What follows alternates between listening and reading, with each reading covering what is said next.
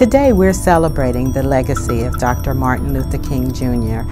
This is the 29th annual MLK Community Leaders Breakfast, sponsored by the Urban League of Hampton Roads, and hosted this year by Tidewater Community College. TCC in the house! We're celebrating it in combination with universities, businesses, and government entities, as well as nonprofits that all believe that the dream is not over and that we live the dream every day. We're so honored that we're this year's sponsor. As you know, for the past 29 years, this event has been hosted by the various colleges and universities of the Hampton Roads region. And I think it's an absolute must and an obligation for us as educators. Today is a truly, truly special day. First and foremost, we all know it's Martin Luther King Day here in the Commonwealth and across the country. But secondly, in about, I guess, 3 hours, President Obama is about to be sworn in on the Bibles of President Abraham Lincoln and Dr. Martin Luther King. So let's just savor that for a second. That's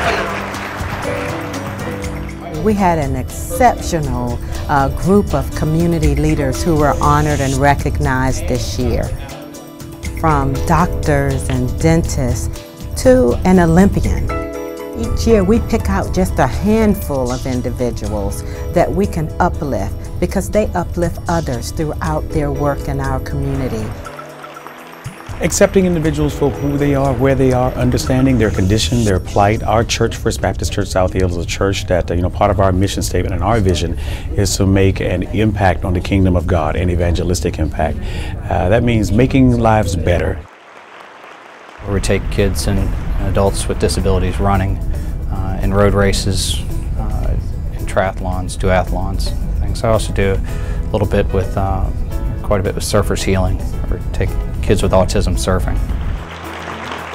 Single mothers come from all different circumstances, and they just find themselves in a situation where they're trying to navigate raising children and building a home, a successful family unit on their own. So for them, we like to show them how to live their dream and do it on their own. It's baby steps. It's not going to be perhaps what they thought initially, but it's baby steps. It can be done. I use boxing as one to use a shepherd's hook. It's a way to hook the kids in. Once I get them in and I get them buying into the program, then I can get them to do the things that I think they need to do. We can focus on things like education. For example, all the kids have to turn in their report cards when they come out and their progress report.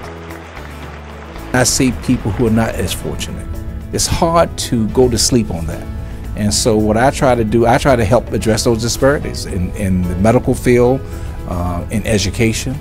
And so the organizations I'm affiliated with, whether it's the Salvation Army or the Boy Scouts, if you look at it, it's all about trying to have a level playing field for everyone.